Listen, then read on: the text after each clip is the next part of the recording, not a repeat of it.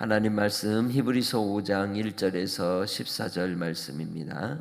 대제사장마다 사람 가운데서 택한 자이므로 하나님께 속한 일에 사람을 위하여 예물과 속죄하는 제사를 드리게 하나니 그가 무식하고 미혹된 자를 능히 용납할 수 있는 것은 자기도 연약에 휩싸여 있음이라.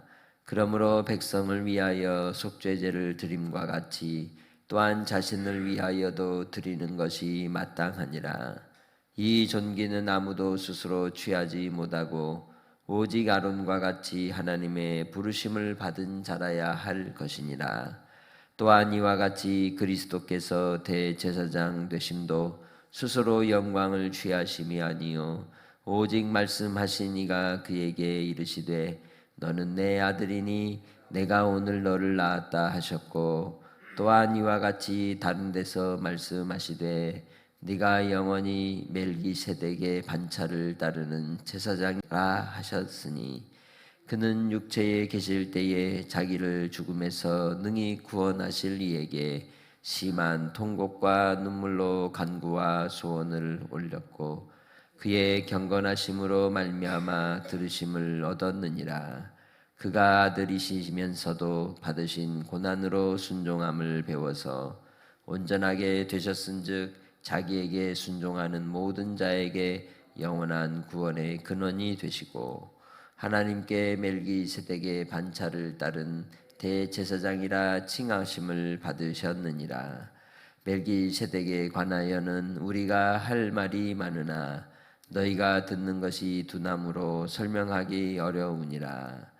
때가 오래되었으므로 너희가 마땅히 선생이 되었을 터인데 너희가 다시 하나님의 말씀의 초보에 대하여 누구에게 가르침을 받아야 할 처지이니 단단한 음식은 못 먹고 젖이나 먹어야 할 자가 되었도다. 이는 젖을 먹는 자마다 어린아이니 의의 말씀을 경험하지 못한 자요 단단한 음식은 장성한 자의 것이니 그들은 지각을 사용함으로 연단을 받아 선악을 분별하는 자들이니라. 아멘. 오늘도 하나님의 은혜와 사랑이 충만한 한 날인 줄 믿습니다. 하나님께서 우리를 향하신 특별한 사랑을 우리는 특별 은총이다 이렇게 얘기도 합니다. 이 세상 가운데 베푸신 보편적 일반의 은혜로서 하늘의 빛을 주시고 또 우리의 먹을 것과 이 땅에 살아가는 사회의 법과 질서를 따라서 공동체를 이루고 살아가게 하심도 있지만 예수 그리스도를 통해 죄인된 우리들이 구원의 은혜를 힘입고 살아가는 특별한 은혜와 은총을 입은 하나님의 자녀로 택함을 받은 것은 참으로 놀랍고 감사한 일이죠. 그래서 우리가 살아가는 그 삶의 하나님은 어린아이의 자리에 있지 않고 장성한 자에 이르러 성숙한 그리스도인으로 하나님의 백성으로 살아가기를 기뻐하십니다.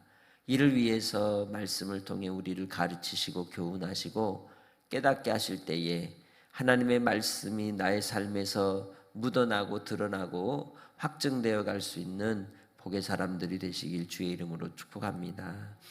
예수 그리스도는 하나님의 아들이십니다. 그리고 그 예수 그리스도께서 이 땅에 오셔서 하신 주의 일을 우린 그리스도라고 하는 직임 속에서 나타나는 내용대로 선지자로 제사장으로 왕으로 기름 부음을 받아 하나님 앞에 그 뜻을 받들어 순종하셨습니다. 하나님께서 예수 그리스도를 통해서 이루고자 하시는 가장 우선적인 주의 뜻은 무엇이냐? 중보자가 되는 것이죠. 그래서 우리는 예수 그리스도만이 유일한 중보자라고 얘기합니다. 하나님 앞에 우리 죄인된 인생들을 죄에서 속죄하고 원수되었던 관계를 무너뜨려 하나님과 화목케 하심이 중보자의 역할인 것이죠. 그 일을 감당하시기 위하여 예수님은 대제사장으로 세움을 입었습니다. 사람으로서의 제사장들은 세움을 입을 때에 그들의 그 권위가 자기에게서 나오는 것이 아니라 하나님에게서 나왔으며 또 그들은 그의 인생의 삶의 짧은 순간만 그 역할을 감당하는 것이지 영원히 감당할 수 없는 것입니다. 사람은 그래서 그때그때마다 바뀌고 또 새로운 사람이 그 역할을 맡는 것이죠. 중요한 것은 인간이 어떤 존재냐는 것입니다. 죄인이라는 겁니다. 연약에 쌓여있는 삶이라는 것입니다. 그래서 그들이 택함을 입고 또한 하나님께 대한 일들을 섬기는 사역을 통하여 두 가지의 일을 했습니다. 그것은 1절에 얘기하듯이 하나님 앞에 예물을 드리는 것과 또한 사람들의 죄에 대하여 속죄의 제사를 드리는 일이었습니다. 이를 통해서 그 백성들이 하나님 앞에 온전히 섬기며 믿음으로 살아가도록 하는 일을 맡았던 것이죠. 그러나 대제사장들도 자기들이 인간으로서의 연약함에 쌓여 미혹을 받으며 또 죄의 유혹 가운데 넘어질 때도 있기 때문에 사람들에 대한 그 죄를 용납하고 함께 불쌍히 여기고 하나님 앞에 애통하는 마음으로 나아가 속죄의 은혜를 구하며 기도할 수 있는 자가 된다고 본문 2절에서는 얘기합니다.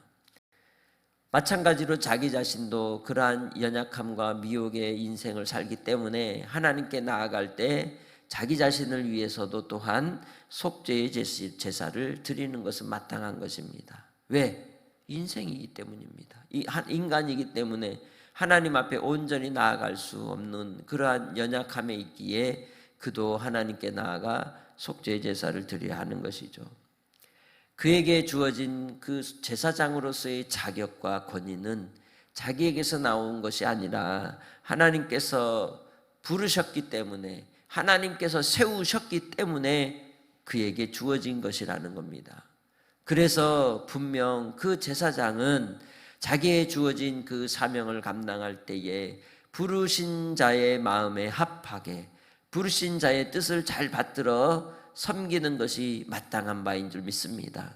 오늘날도 교회 안에서 또 이 세상 속에서 어떤 권위와 질서를 맡아서 섬기는 자는 하나님께로부터 부름 입은 자로서의 그 뜻을 받드는 겸손한 태도를 가져야 할 줄 믿습니다. 예수 그리스도께서도 영원한 대제사장으로 스스로 영광을 취하심이 아니라고 말씀하고 있죠. 이것은 시편 110편 4절에 얘기하는 멜기세덱의 반차를 따르는 제사장으로서 영원한 제사장 되심을 이야기하는 겁니다. 많은 제사장들은 사람의 또한 유전을 따라서 세움을 입었을지 모르나 예수 그리스도는 영원한 제사장의 예표가 되는 멜기세덱의 제사장으로서 하나님께서 우리를 속량하는 그 속량의 사역을 감당케 해주신 것입니다. 그래서 예수님이 이 땅에 오셔서 우리를 위해 행하신 그 놀라운 구원의 역사 가운데 하나님께서 예수님이 이 땅에서 사역을 하실 때 사람들을 만날 때마다 죄인들을 만날 때마다 어떻게 대하셨어요? 그들에게 분노하거나 그들을 꾸짖거나 그들의 죄를 들춰내셨나요? 그러지 않으셨죠? 그들을 섬기고 사랑하되 불쌍히 여기고 애통하는 마음을 가지고 그들을 대하셨습니다. 그래서 7절에 말씀합니다. 예수님께서 육체로 계실 때 자기를 죽음에서 능히 구원하실 하나님 아버지 앞에 심한 통곡과 눈물로 간구와 소원을 올렸다라고 고백하고 있죠. 그것은 겟세마네 동산에서의 기도의 모습 속에 나타납니다. 아버지, 할 수만 있거든 이 잔을 내게서 옮기시옵소서. 그러나 나의 뜻대로 말고 아버지의 원대로 되기를 원합니다. 왜 그렇습니까? 바로 중보자로서 이 세상 죄인된 인생들을 구원할 유일한 방법은 예수님이 십자가의 제물이 되어 스스로 대제사장으로서 그 제물을 하나님께 드리는 방법밖에 없기 때문입니다.